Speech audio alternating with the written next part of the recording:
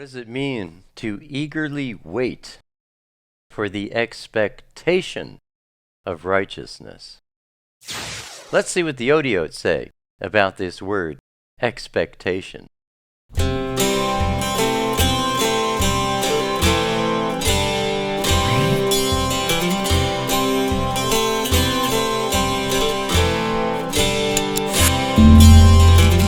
I hear the farmers crying, kingdom come. I see the horrifying things we've done. I want to go way down by the end of the road, all the way to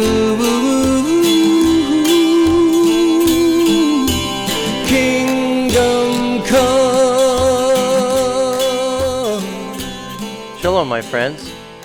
We want to take a look at the request of Samantha, Galatians, that's Galatians chapter 5, verse 5, which says, "For we in ruach," that's spirit, by belief, eagerly wait for the expectation of righteousness.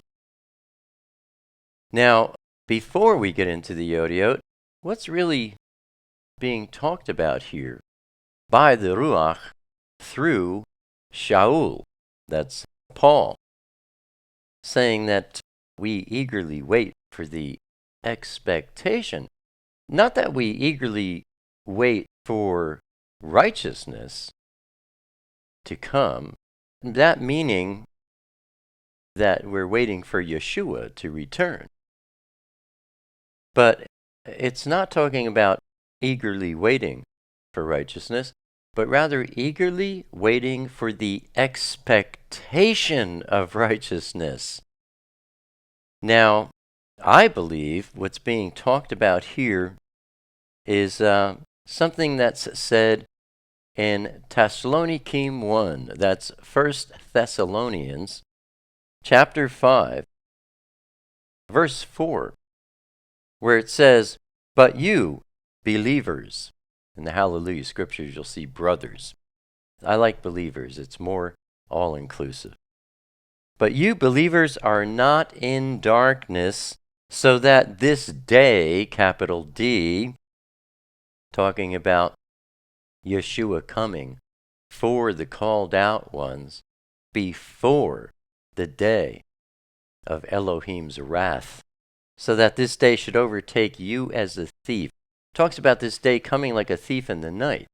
But in 1 Thessalonians 5:4, it's made clear that for believers, that day is not like a thief in the night. Why not? Because those who are truly called out, those who are true believers who have a much greater interest and focus on Yahweh's Malchut, his kingdom, than they do on the things of this world, they have this expectation of Yeshua returning.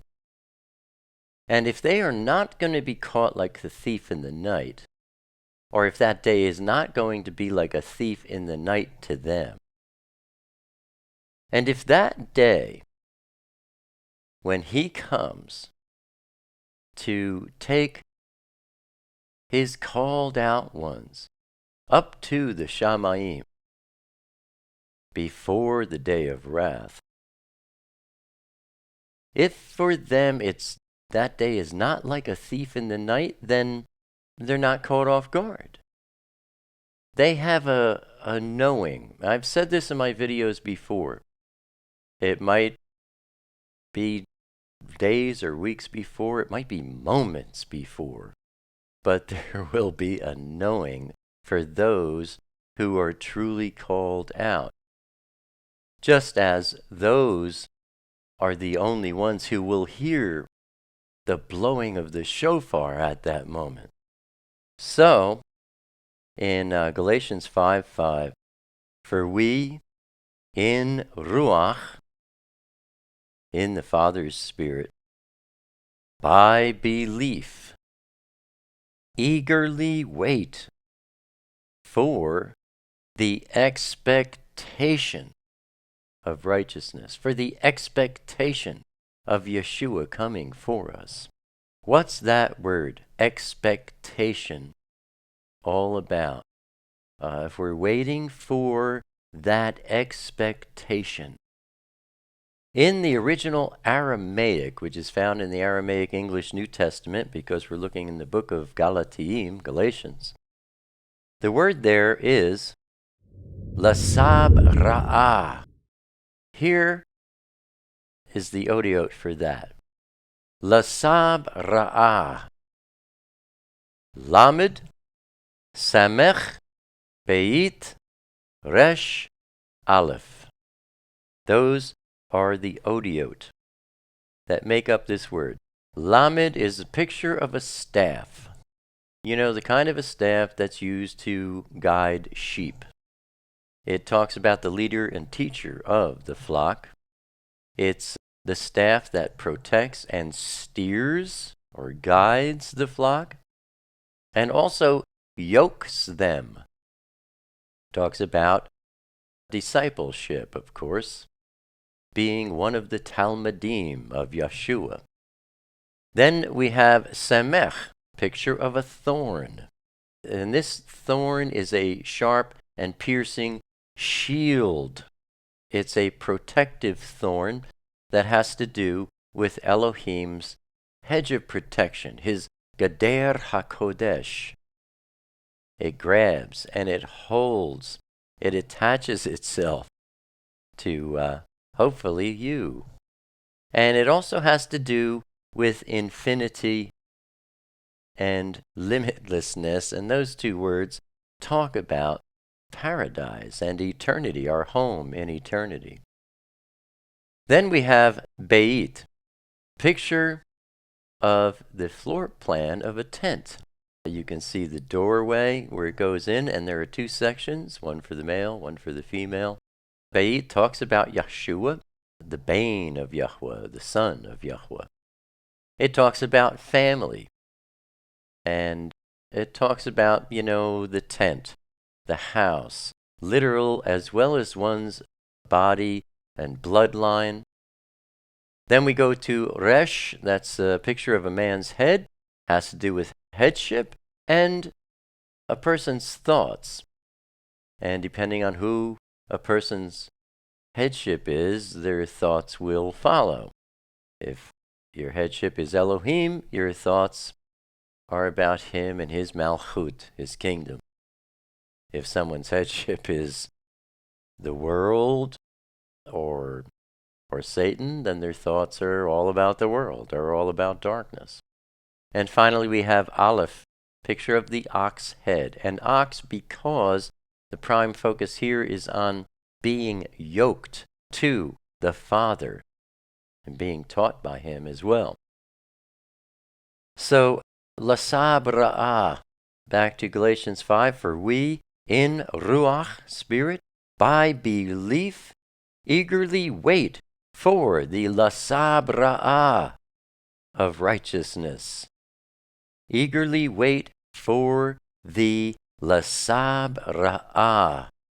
Yeshua, our leader and teacher who protects and steers us. That's Lamed. Samech, his hedge of protection around us is Gader HaKodesh, holding on to us to bring us into eternity, whose house we belong to because we pitch a tent with him and he pitches a tent with us.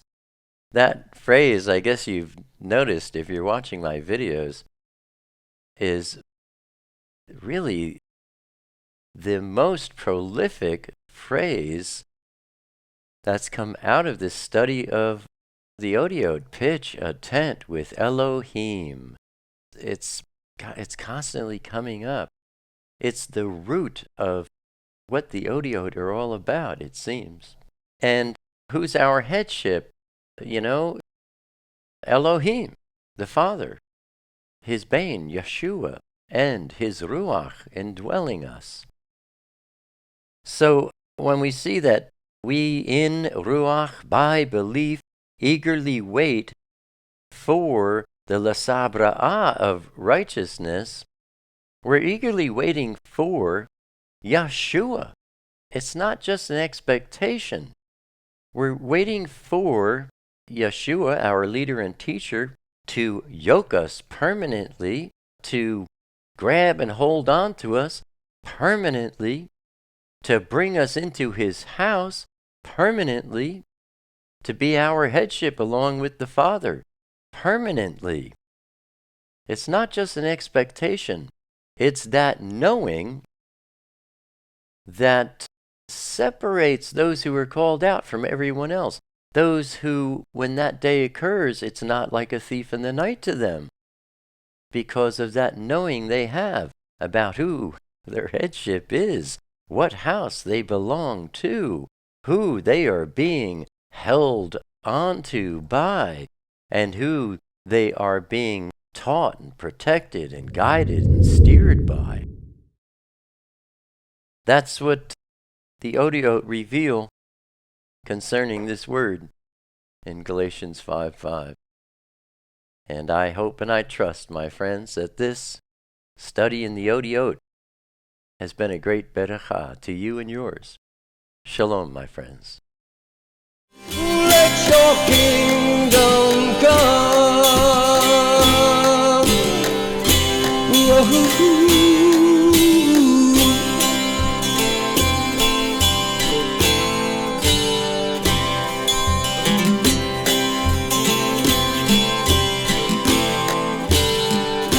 It's an ancient story that still gets told to those who hear and those who don't, by prophets and trees and things out of the